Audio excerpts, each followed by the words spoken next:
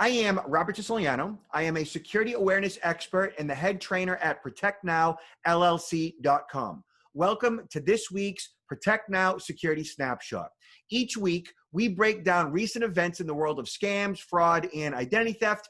I will provide you with real-life examples of how certain information vulnerabilities can be exploited by online predators, by the bad guys, and share the best up-to-date tips and practices on how to protect your business, your loved ones from hacks, fraud, and identity theft. Let's get at it. And welcome to this week's Protect Now Security Snapshot. This week we are discussing TikTok, and is it really a privacy risk, right? So as you know, there has been a lot of consternation with the current administration regarding TikTok, and here's why. So TikTokers and Zoomers basically reserved a bunch of tickets to a Trump rally in Oklahoma, making it appear that it was vacant. And that became a huge problem with this administration, and they targeted TikTok to take it down, and they brought up all kinds of reasons why they should. As a result, Amazon said that it tried to ban, but then didn't ban TikTok from its employees.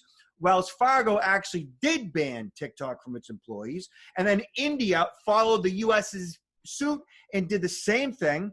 And ultimately, we'll discuss, is TikTok really a privacy security risk?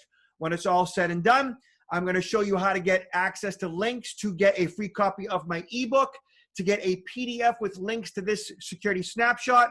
And ultimately, I want you to like our Facebook page. So let's get into it. First and foremost, the kids or teens at TikTok, you know, they pulled a scam on the Trump administration. And here's what it looked like. This is a thread on Twitter that will show you all kinds of videos on various teens on TikTok and what they did and how they did it and how they spread the word. And as you know, with social, things go viral, and these kids being passionate and using this tool of social, they socially took the Trump administration's down in this particular case. That said, it raised the ire of the Trump administration, and as a result, companies like Amazon reacted and responded, and they had gone ahead and told their employees initially that they were going to make sure that all their employees removed it from their company phones. So after that story was published by Wired magazine, Amazon sent a statement saying this morning's email to some of our employees was sent an error, and there is no change to our policies right now with in regards to TikTok. The company declined to answer questions about how an error like this occurred. So Amazon didn't do it, but Wells Fargo, being a bank and being concerned about the privacy of our information, their clients' data, Wells Fargo released a statement saying that due to concerns about TikTok's privacy and security controls and practices, and because corporate-owned devices should be used for company business only, of course, right? I agree with that. We have directed those employees to remove the app from their devices, the statement said. Really, those employees should have never been able to install the app in the first place, because on company-owned devices, you shouldn't have TikTok to begin with. It is a company-owned device. It's not meant for play. It's meant for business, and I don't want my information to be, leaked potentially on an employee-owned device, whether it's a laptop or a desktop. Essentially, they shouldn't have had administrative privilege to install it in the first place. And then India goes right ahead and bans TikTok altogether and a number of other Chinese-related apps. But there's a bigger reason for that, and it also has to do with something politically. Here, Monday evening's announcement that is the latest standoff between the two neighboring nations, India and China, following a deadly clash at the border earlier this month that stoked historical tensions.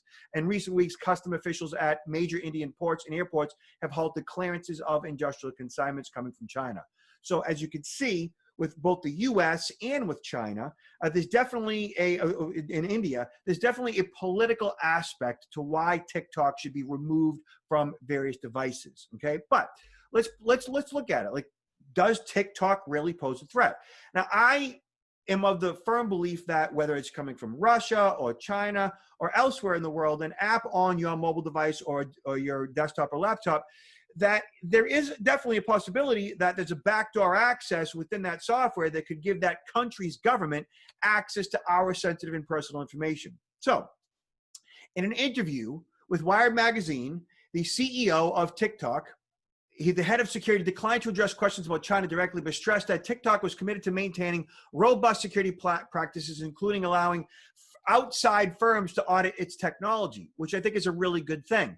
So a company like McAfee or Symantec could go ahead and audit TikTok to see if, in fact, there's any backdoors or any vulnerabilities. What I can talk about is facts, and the facts are quite simple. We use multiple external third parties and internal security teams to test and validate and beat on our product on a daily basis to look at potential vulnerabilities. That's a really good thing. Every single company out there that has a tech product out there should do the exact same thing. It's called application security. And then Clowder joined TikTok earlier this year after stints at the head of security at the company software firm ADP, which is an accounting firm, I believe, and after spending a decade in the U.S. military and Department of Veterans Affairs. So, Randy Cloutier sounds good to me. That being said, you still have to be aware. Do you need to ultimately delete TikTok from your device? I don't think so. If you are a company employee and it's a device that has sensitive information on it, I probably wouldn't be using TikTok or Facebook or Twitter, for that matter, on that company-owned device anyways. But if you're using it just for business purposes, fine. If it's a personal device, I really wouldn't worry about it that much. Is there a risk and vulnerability of your online banking or credit card information being compromised? Really, really, really, really, really remote, really small. I really wouldn't worry about it. If you enjoy using TikTok, go right ahead. That being said, yours truly was on the local ABC affiliate talking about United States considering banning TikTok. You can watch this video. The link will be in the PDF you're going to receive. Also, I want you to head to protectnow.online and click the click here link to sign up for my next webinar, date to be determined. Get a free copy of my ebook, and we will send you an email PDF of all the links. And ultimately, head to our Facebook page at Protect-Now, and ultimately, please like our page. You guys are awesome. We will see you next week at Protect Now Security Snapshot. Stay safe out there.